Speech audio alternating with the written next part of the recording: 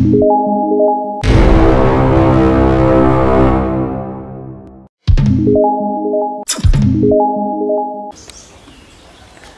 ini kita akan mereview saung bambu lagi. Ini berdiri 2019 akhir, dan kata temen-temen ini mampu bertahan nggak lama ya. Kita akan buktikan hari ini bahwa saung dari bambu, kalau penanganannya benar, itu mampu bertahan lama. Nah, ini gedek ya, atau istilahnya bambu anyaman. Yang pertama harus kita pahami adalah pondasinya. Nah, pondasi bambu ini sudah dihitung kerapatannya seperti apa. Pakai bambu yang tua juga, dan yang paling penting adalah proses perawatannya. Nah, sebelum bambu yang di bawah ini masuk ke tanah, kita biasa memakai oli ya, atau solar. Supaya apa? Supaya tidak dimakan rayap. Selain itu juga proses bambu yang ditanam di dalam rawa itu akan menghilangkan selulosa yang merupakan kesukaan dari rayap. Nah, soal kekuatan sangat kuat sekali. Kenapa? Karena jarak kolomnya juga sangat dekat. Kita menggunakan full bambu ya di sini. Sekaligus kita memakai teori pancang. Jadi bambu itu saling mengait sehingga kekuatannya bagus. Nah, kita naik sekarang ke lantai 2. Nah,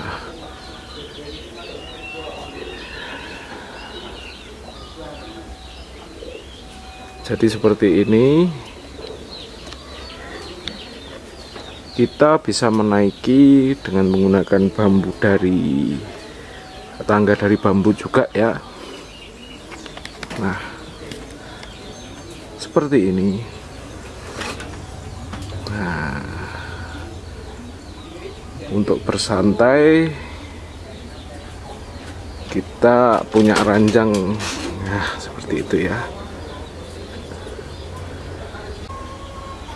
Lantai kita menggunakan bambu anyaman juga. Tapi yang paling terpenting dari perawatan adalah usahakan bambu jangan sering-sering terkena air hujan. Nah, di sini kemarin atap sempat rusak ya,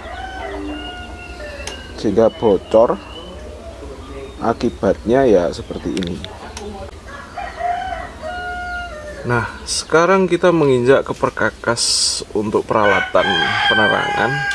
Kita menggunakan, nah ini nih. Nah, ini adalah Jawa kuno dulu, orang-orang sering menggunakan ini. Sama ini juga. Untuk dinding kita menggunakan gedek ya. Meskipun ini sama dari bambunya, tapi penyebutannya berbeda. Kalau yang agak tipis seperti ini namanya gedek. Kalau yang tebal seperti ini namanya widik. Nah, itu adalah kalimat yang kaya dari bahasa Jawa ya. Meskipun berasal dari bambu, bambu bentuknya seperti ini namanya ini, bentuknya yang seperti ini beda lagi. Itu menunjukkan bahwa orang Jawa memiliki peradaban yang sangat tua sehingga bisa mengeluarkan kosakata yang berbeda-beda, padahal dari bahan dan teknik yang sama.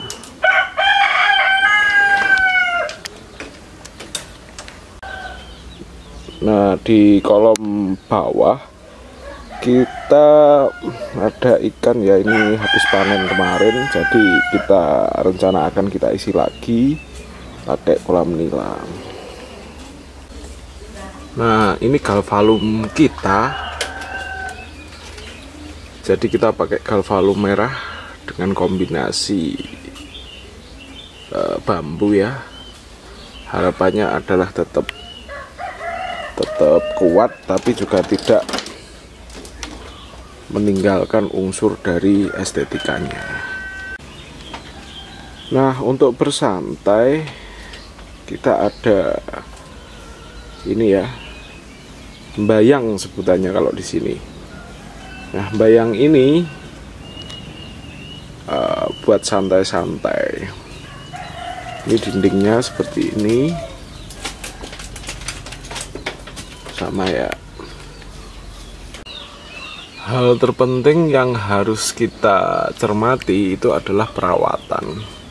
Selain umur bambu yang tua, proses perawatan merupakan peranan penting ya, agar rumah bambu itu bisa awet. Nah, seperti ini. Jadi kita harus rajin mengisi bambu ini memakai cairan oli supaya tidak ada hewan yang menggerogoti ya. Nah, kita pakai kolom. Nah, di tempat ini sering kita berdiskusi dengan teman-teman untuk inovasi-inovasi di bidang pertanian. Nah, ini pohon pisangnya sudah mulai berbuah. Ini nanti di dekatnya saung ya, jadi kalau kita ada tamu atau kegiatan itu biasanya ngepaskan ini. Kalau ini matang kan tinggal ambil enak gitu. Jarang kan pisang itu diambil pada saat matang. Nganjuk, kita sudah sampai di Mas Paidi Indoporang. Nah, itu foto beliau dengan Ki Kandi. Habis ini kita mau identifikasi porang sekaligus belajar sama mbah-mbahnya. Yuk, setelah perjalanan 1,5 jam ini kita akhirnya sampai